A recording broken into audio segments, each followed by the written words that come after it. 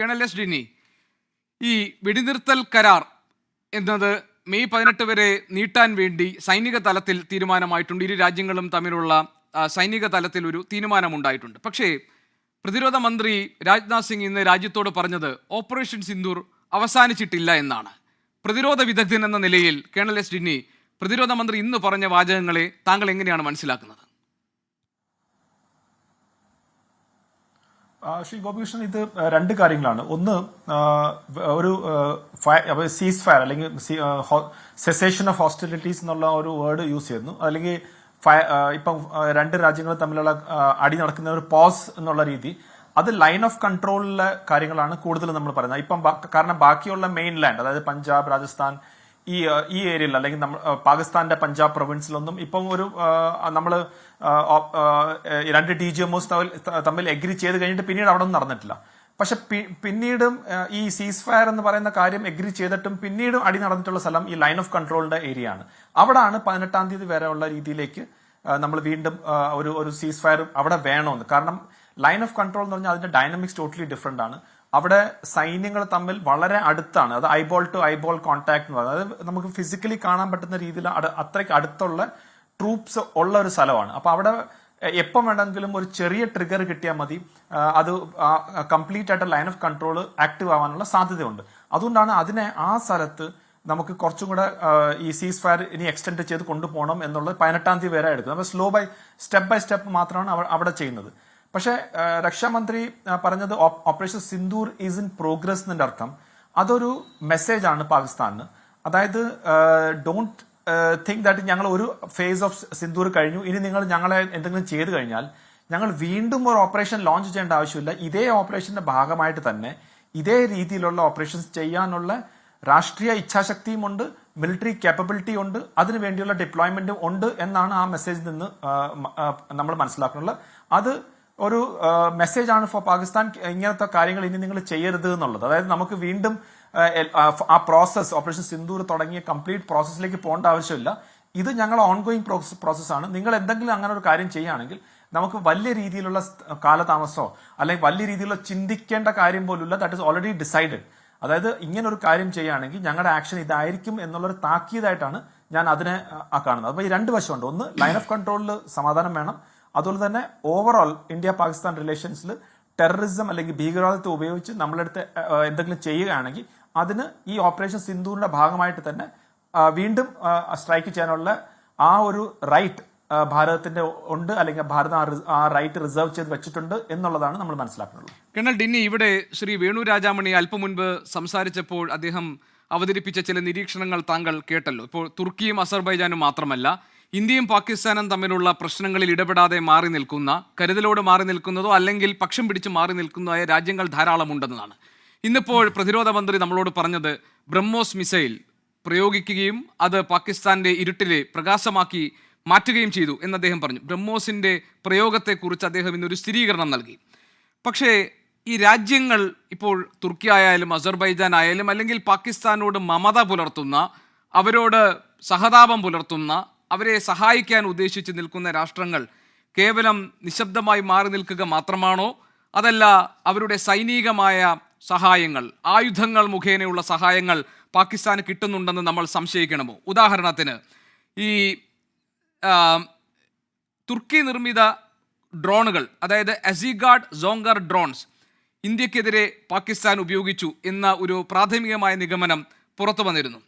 അതുപോലെ തന്നെ Turkish C-130 ഹെർക്കുലീസിന്റെ സൈനിക ഗതാഗത വിമാനം കറാച്ചി വിമാനത്താവളത്തിൽ ഏപ്രിൽ 27 ലാൻഡ് ചെയ്തതുമായി ബന്ധപ്പെട്ട വിവരങ്ങൾ പുറത്തു വന്നിരുന്നു. അതായത് പാകിസ്ഥാന് തുർക്കി പോലുള്ള രാജ്യങ്ങളുടെ സൈനിക സഹായം അതല്ലെങ്കിൽ ആയുധ പിൻബലം നൽകിയിട്ടുണ്ട് എന്ന് നമുക്ക് കരുതാവുന്ന അല്ലെങ്കിൽ സ്ഥിരീകരിക്കാവുന്നതാണോ ഈ വരുന്ന വിവരങ്ങൾ? അങ്ങനെയാണെങ്കിൽ ഇന്ത്യ കുറെ കൂടി കരുതലോടുകൂടി വേണ്ടേ പാകിസ്ഥാനെതിരായിട്ടുള്ള സൈനിക നീക്കങ്ങൾക്ക് ഇനി തുടർന്നു കൊണ്ടുപോകാൻ? താങ്കൾ പറഞ്ഞതുപോലെ ഓപ്പറേഷൻ സിന്ദൂർ അവസാനിച്ചിട്ടില്ല എങ്കിൽ. ശ്രീ ഗോപി കൃഷ്ണൻ, ഇതിനകത്ത് മനസ്സിലാക്കുന്നത് വെച്ചാൽ ഓഫ്കോഴ്സ് 80% പാകിസ്ഥാന്റെ മിലിറ്ററി അസറ്റ്സ് അത് മൊത്തം ചൈനയിൽ നിന്നാണ് വരുന്നത്.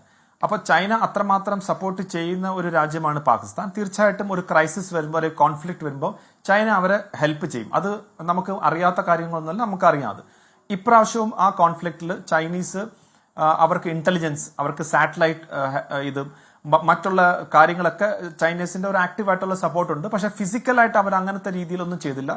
ഡിപ്ലോമാറ്റിക് ആയിട്ട് അവർ വളരെ ഒരു നുവാൻസ്ഡ് ആയിട്ട്, അതായത് വലിയ രീതിയിൽ ഭാരതത്തിന് എഗൻസ്റ്റ് എന്ന് പറഞ്ഞില്ല, എന്നാൽ പാകിസ്ഥാനെ സപ്പോർട്ട് ചെയ്യുന്നുള്ള രീതിയാണ് അവർ സ്വീകരിച്ചത്. പക്ഷെ ഡെഫിനറ്റ്ലി ഈ ഒരു കോൺഫ്ലിക്റ്റ് കൂടി പോയിരുന്നെങ്കിൽ, പാകിസ്ഥാന് അമ്യുനേഷനും മറ്റു കാര്യങ്ങൾ ആവശ്യം വരുന്നെങ്കിൽ, സ്പെയർസും മറ്റു വന്നിരുന്നെങ്കിൽ തീർച്ചയായിട്ടും ചൈന അവരെ ഹെൽപ്പ് ചെയ്യുന്നുള്ളത് യാതൊരു സംശയമില്ല.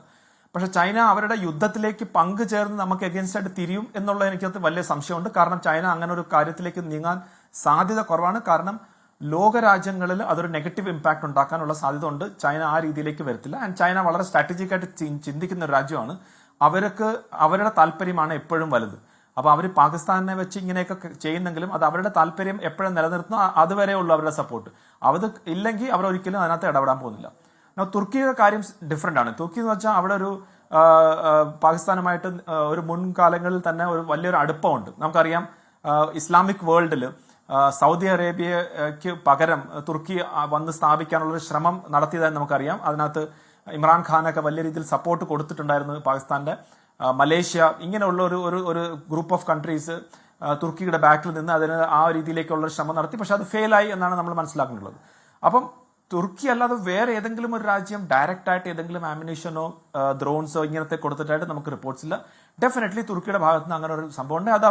അത് എനിക്കൊന്ന് അവിടുത്തെ പ്രസിഡന്റ് എർദോഗാൻ ഒരു സ്പീച്ചിൽ പറയുകയും ചെയ്തു, ഞങ്ങൾ പാകിസ്ഥാന്റെ ജനതയ്ക്ക് ഒപ്പമാണ്, പാകിസ്ഥാൻ ഒരു ക്രൈസിസ് വരുമ്പോൾ ഞങ്ങൾ കൂടെ നിൽക്കും, ബ്രദർഹുഡിന്റെ ആ രീതിയിലാണ് എന്നൊക്കെ പറഞ്ഞു. അപ്പൊ അതിനകത്ത് നമുക്ക് സംശയമില്ല.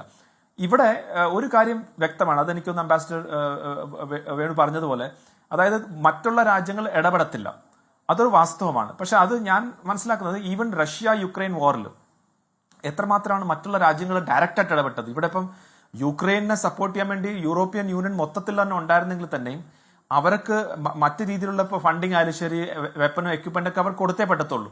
പക്ഷെ അതല്ലാതെ ഡയറക്റ്റ് ആയിട്ട് അവരെ ഫൈറ്റ് ചെയ്യാൻ വേണ്ടിയുള്ള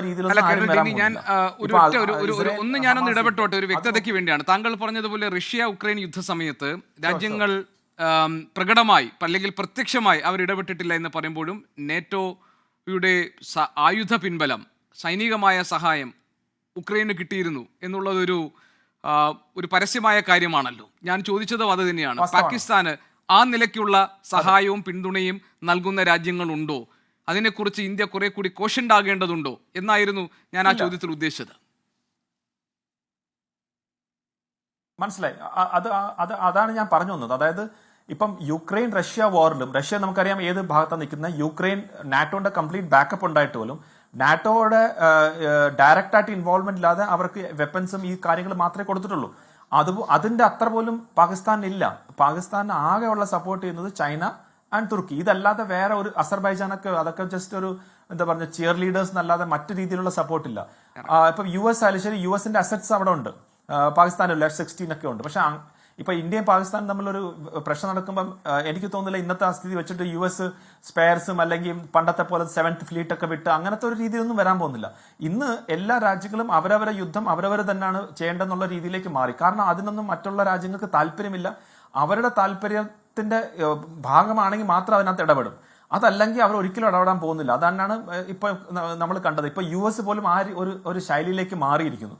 അപ്പം അങ്ങയുടെ ചോദ്യത്തിന്റെ കൃത്യമായിട്ടുള്ള ഉത്തരം, പാകിസ്ഥാനെ സംബന്ധിച്ചോളം ചൈന 80% ഇത് തരുന്നുണ്ട്, അവർക്കൊരു ഒബ്ലിഗേഷൻ ഉണ്ട്, അവരത് ചെയ്യും. തുർക്കി മാത്രമാണ് ഇതുവരെ നമ്മൾ കണ്ടിട്ടുള്ള രാജ്യം അവർക്ക് പ്രത്യക്ഷമായിട്ട് ഉള്ള രീതിയിലേക്ക് കൊടുക്കുന്നത്. ഇൻഫാക്ട് അവരുടെ ഡ്രോൺസിനെ ഓപ്പറേറ്റ് ചെയ്തത് പോലും ചില തുർക്കിഷ് ആയിട്ടുള്ള സൈനികർ പോലും അതിനകത്ത് ഉണ്ടായിരുന്നു എന്നുള്ള ക്വസ്റ്റ്യൻസ് ഒക്കെ ഇപ്പം വരുന്നുണ്ട്. അപ്പൊ അങ്ങനത്തെ ഉള്ള ഒരു രാജ്യം തുർക്കി മാത്രമേ ഉള്ളൂ. മറ്റൊരു രാജ്യവും പാകിസ്ഥാനെ സപ്പോർട്ട് ചെയ്യാൻ പോകുന്നില്ല. ഇന്ത്യ പാകിസ്ഥാൻ കോൺഫ്ലിക്ട് ഉണ്ടാവുകയാണെങ്കിൽ എല്ലാ രാജ്യങ്ങളും പറയും ഇത് പാടില്ല, ന്യൂക്ലിയർ നേഷൻസ് ആണ്, നിങ്ങൾ എന്താ പറഞ്ഞ ഒരു സീസ് ഫയറിലേക്ക് പോകുമെന്നെല്ലാവരും പറയും. പക്ഷെ ഡയറക്റ്റ് ആയിട്ട് എനിക്ക് തോന്നുന്നില്ല ആരും അതിനകത്ത് ഇൻവോൾവ് ആവാൻ പോകുന്നു.